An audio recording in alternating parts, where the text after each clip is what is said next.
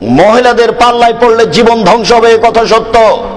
মহিলা এমন একটা জাতি যে তাৎক্ষণিক কথা পরিবর্তন করতে পারে।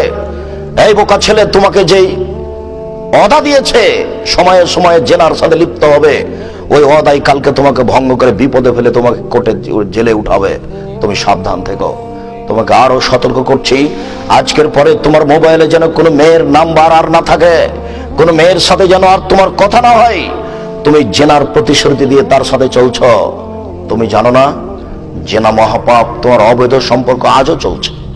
এই নারী তোমার ইহকাল ধ্বংস করবে, পরকাল ধ্বংস করবে, তোমার বংশকে ধ্বংস করবে, তোমার জাতিকে ধ্বংস করবে, তোমার বাপকে ডুবাবে, তোমার মাকে ডুবাবে, তোমার বংশকে ডুবাবে, তোমার সাথে কথা উল্টিয়ে দিয়ে কালকে তোমাকে জেলে দিবে। এর নাম নারী। আয় বোকা ছেলে, তুমি এখনো হিসাব করে দেখো, যেই মেয়েটা এখনই সব দরজা বন্ধ করে দিল জেনা করার জন্য, সেই মেয়েটাই বলছে যে হাই তালাক, তুমি আমার সাথে জেনায় লিপ্ত হও। এইসব যখন বললেন না আমি এই কথায় রাজি নই, এইসব বললেন মাআল্লাহ আমি আল্লাহর কাছে আশ্রয় ভিক্ষা চাচ্ছি, তখন সে তার সাথে জোর করে জেনা করতে চাইলো। সে পিছন দিকে জামা ধরে টান দিল, হাতে তার জামা ছিঁড়ে থেকে গেল। তিনি আগে আগে বের হলেন। বের হওয়ার সাথে সাথে জুলাইখা কথা উল্টিয়ে দিয়ে বলল, আরে শোনেন, এ তো আপনার বাড়ির মানুষ, আপনাকে রেখেছেন, খাওয়াচ্ছেন, সে আপনার স্ত্রীর সাথে অন্যায় করতে চাই, এর কি শাস্তি হতে পারে? ও অন্যায় করতে চাইছিল, সেই তো অন্যায় করার জন্য অনেক কিছু কলা কৌশল করেছে। সে সব দরজাগুলো বন্ধ করেছে। ঘরের মধ্যে ঘর ছিল, বিশাল ঘর, তার মধ্যে ছোট ঘর ছিল, রাজার ঘর, তাদের তো ভিন্ন বসবাস হবেই, এটা হওয়াই স্বাভাবিক। সব দরজা বন্ধ করে দিয়েই সে অন্যায় বসেছে। যখন ইউসুফ আলাইহিস সালাম আগে আগে বের হলেন, ও পিছনে পিছনে বের হলো, তখন কথা উল্টিয়ে দিয়ে বলছে যে আপনার স্ত্রীর সাথে অন্যায় করতে চাই, তার কি শাস্তি হতে পারে? আরে আপনি কি শাস্তি উল্লেখ করবেন? আমি জুলাইখা বলছি একে যথাযথ পিটন দিতে হবে, নইলে জেলখানায় বন্দি করতে হবে। জুলাইখা নিজেকে ঢেকে রাখার জন্য কত কি করলো। তুমি জানো না মেয়ে মানুষ কি জিনিস? তোমার মোবাইলে তার নাম্বার থাকে কেন? এই ছেলে, আজকের পরে যেন তোমার মোবাইলে আর কোনোদিন কোনো মেয়ের নাম্বার না থাকে।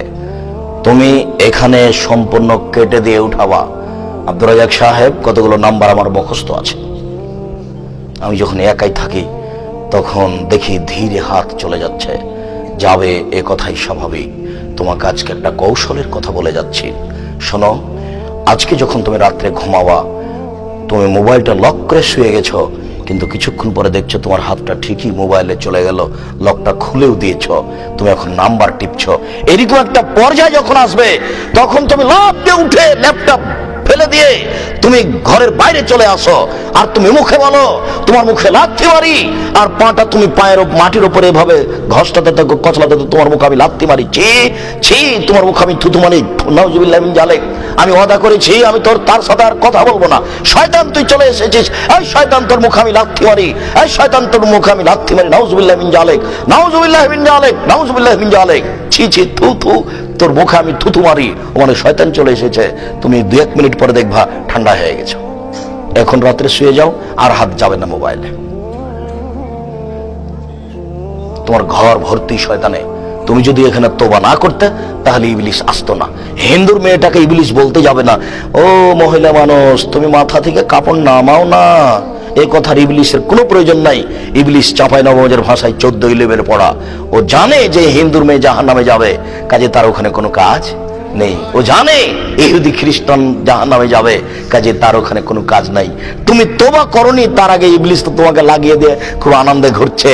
আজকে তুমি তোবা করেছো, তাই ইবলিশের মাথা ব্যথা। এখন কি করি, কেমনে কে ফাঁকি দিয়ে? আমি তো আল্লাহর সামনে বলেছি একে আমি দেখে ছেড়ে দেবো। এবার তার মাথা ব্যথা, খুব ব্যস্ত, খুব চিন্তায়।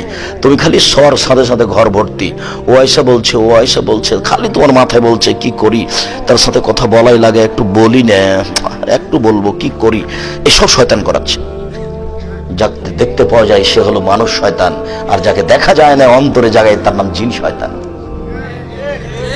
তুমি একটা ঘরে পড়ছো ভালোই আছো, হঠাৎ করে একটা ছেলে এসে, তোমার এক বন্ধু এসে বলছে, আরে পড়ে কি হবে, চল, কে পড়ে মানুষ, এই চলো না নতুন সিনেমা এসেছে, দেখে আসে একটু। তখন তোমার পড়ার মনটা ওখান থেকে উঠে গেল। তো কি করা যায়, যেতে চাচ্ছিলাম না, চলো যাই ঘুরে আসে। 1 মিনিট আগে তোমার এটাতে কোনো হিসাব ছিল না, একবার তুমি খালি বসেছিলে, এখন তোমার মাথায় অনেক কথা জেগে গেল। এ হলো মানুষ শয়তান। আর কেউ ঘরে নাই, তুমি একা একাই পড়ছো, পড়তে পড়তেই মনটা কেন জানি বলছে পড়তে ভালো লাগে না। বইটা বন্ধ করে তুমি চিন্তা করছো যে কি কি করব, মোবাইলটা খুলবো না সিনেমা? তখন মোবাইলটা খুলে বসে আছো, এ হলো জিন শয়তান। তুমি একটা মুসলমান ছেলে, রমজান মাসে সিয়াম পালন করো, নামাজ পড়তে যাও, তোমার মোবাইলে ল্যাংটা মেয়ে এতগুলো কেন? এটা কি করে হয়? আবার বাপ মা সবাই মিলে তোমাদের টিভিটা খোলা থাকে, যখন নাচ হবে মেয়ে তখন তোমার মাও দেখে, তোমার বাপও দেখে, তুমিও দেখো। মানে এরা সব গরু ছাগল পশু প্রাণী। বুঝে না ওরা অন্তর আছে, বুঝে না। দেখেও দেখে না ওরা চক্ষু আছে, দেখে না। শুনেও শুনে না ওরা কান আছে, শুনে না। উলায়েকা কালানাম, তারা পশু প্রাণীর মতো, তারা গরু ছাগলের মতো, তারা কুকুর শ্রীগালের মতো, ভালো হওয়া যায় বরং তার চেয়ে খারাপ। তবে এখনো তোমাকে আল্লাহ গরু বলেননি। কেন? গরু কোনোদিনই মোবাইল আর এই টেলিফোন টিভি বন্ধ করতে পারবে না, আর তুমি ইচ্ছে করলে আজ থেকে বন্ধ করে দিতে পারো। গরুর মধ্যে আর তোমার মধ্যে পার্থক্য আছে। আল্লাহ তোমাকে বলছেন গরুর মতো, বলছেন না যে গরু। কোন সময় আল্লাহ আপনাকে সরাসরি গরু বলেননি, বলছেন গরুর মতো। তার মানে মা বাপ ছেলে মেয়ে সবাই ল্যাংটা মেয়ে দেখছি। তো এখন যদি বলে যে আমরা ভালো মানুষ, তাহলে হলো কথা? যদি এখনো সবাই বলে যে আমরা তাহাজ্জুদ পড়ি, ওর মাও তাহাজ্জুদ পড়ে, তো এটা ভালো হলো কথা? এটা কি কথা হয়? এটা হয় না। সম্মানিত দিনী ভাই বোন, তোমাকে আরো সতর্ক করছি। উপস্থিত বৈঠকের মুসলিম বোন, জানি না এইসব এলাকায় মহিলার বক্তব্য শুনতে আছে কিনা।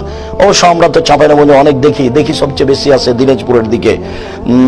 আপনার গাজীপুরে কিছু কিছু দেখা যায়, আগে তো মোটেই ছিল না, এখন বেশ কিছু দেখা যায়। আবার ওইদিকে ময়মনসিংহ, আপনার এদিকে খুব কম ছিল, এখন কিছু দেখা যায়। আর এইটা কোন দিকের সাথে সম্পর্ক রাখা তা বলতে পারছি না। সম্মানিত দিনী ভাই বোন, আল্লাহ তাআলা বলেন, আপনি যখন দুনিয়াবি কাজ থেকে অবসর হবেন তখন আপনি কঠোর শ্রমে আত্মনিয়োগ করুন, আর আপনি আমাকে যা বলবেন তা বিনয়ের সাথে কান্নাকাটি করে বলুন।